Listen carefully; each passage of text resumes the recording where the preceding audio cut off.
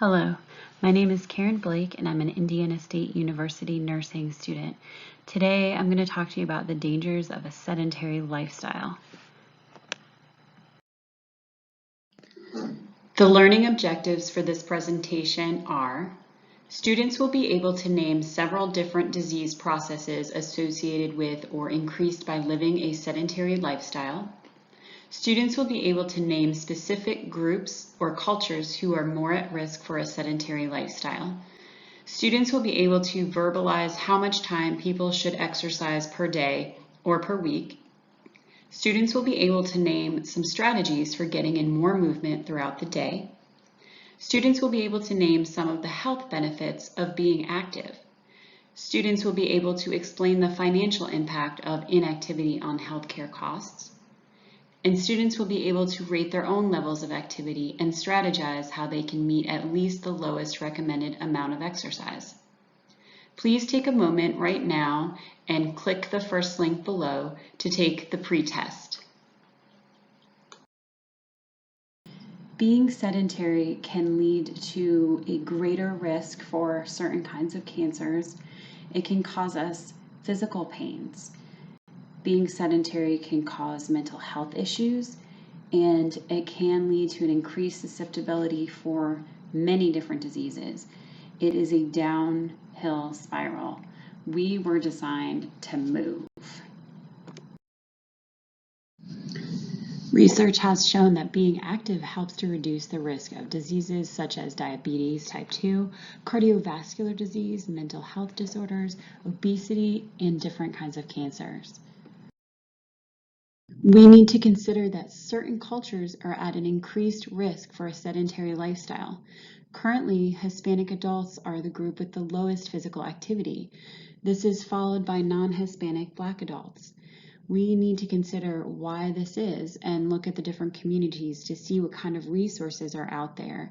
We need to try to make changes that will influence the communities to promote more everyday activities. We need to take a look at the neighborhoods to see if there are safe places to walk and play. There are many ways to incorporate activities into our everyday routines. Not everyone has the resources to join the gym or to own a ton of fancy equipment. Others might not have the time to drive all the way out to a gym and work out and drive back. We have to be able to prove that getting moving some every day is absolutely feasible, even for the busiest of us all. The biggest takeaway from this presentation is that you think of many different ways that you can move more throughout the day. There are several things you can do at work to increase your daily movement time, especially if you are working a more sedentary job.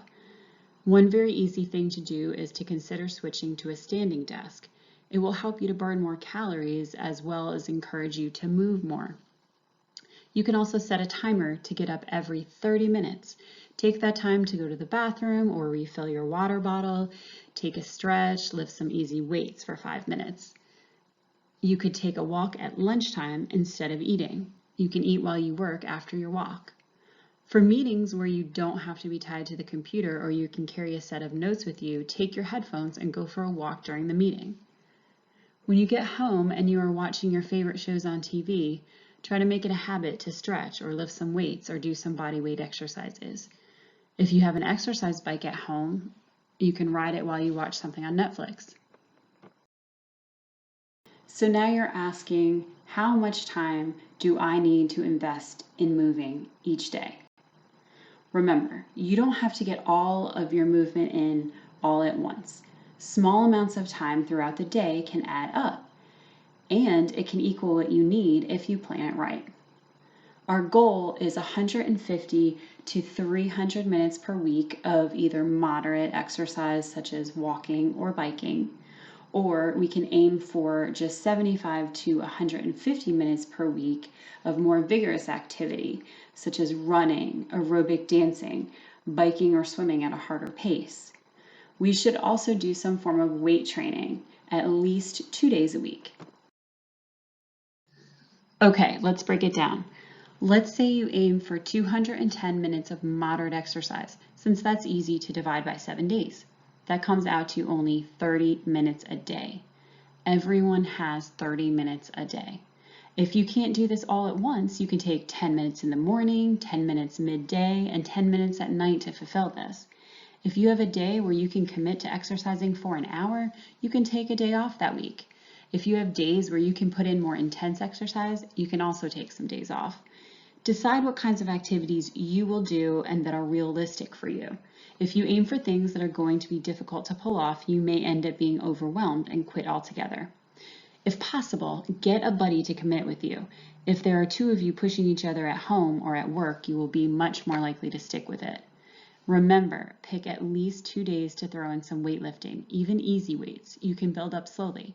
Weight training helps to burn even more calories throughout the day. Okay, so how is this going to help us? Once you get moving, you will begin to realize it is giving you more energy. Sometimes we think we are just so tired we don't have the energy to work out. After you push yourself in the beginning, you will actually see how much more energy you have. People who get their exercise in usually sleep better. Also, exercise will help to put you in a better mood. Who doesn't want that? We drink coffee, we eat chocolate, all because it makes us happy. What about exercise? Exercise helps to increase good cholesterol as well, and it lowers triglycerides in our body. This is one way that exercise contributes to a healthy heart and vascular system. When you get moving, this can help improve your thinking. As you move, you lower your risk for all the diseases we mentioned earlier: diabetes, cardiovascular disease, mental health disorders, obesity, and different cancers, as well as early death.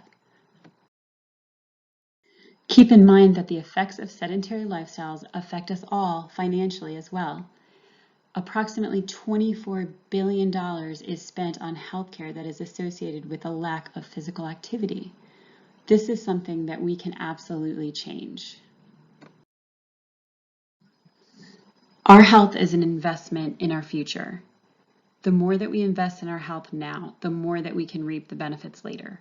Staying active can help us to need less medication and to be less stressed. Staying active can help keep healthcare costs down for the individual as well as for the entire healthcare system. Please take some time to design a plan for how you can meet the very minimum basic recommendations for exercise. It will change your life. Okay, now I'm turning it over to you. Let's get started. There are tons of resources out there for you to begin your pathway to getting healthier and moving more. Please check out these websites below. The first link takes you to an activity planner, and you can use it to get started planning your week by deciding what activities you don't want to do and what activities you would prefer to do. The second link is your activity journal, where you can keep a record of all the ways you have done your exercises or moved more throughout the day. For example, if you take the stairs instead of the elevator, write it down. If you lift weights for only 10 minutes during commercials, write it down. I cannot emphasize enough that all of the little things that you do throughout the day will add up. You might find that at the end of the day, you have accomplished 40 minutes of activities. I also want to mention that these links include options for learning in Spanish as well. So please use them, pass them on, and let's all get on our journey to moving more and being healthier as a community.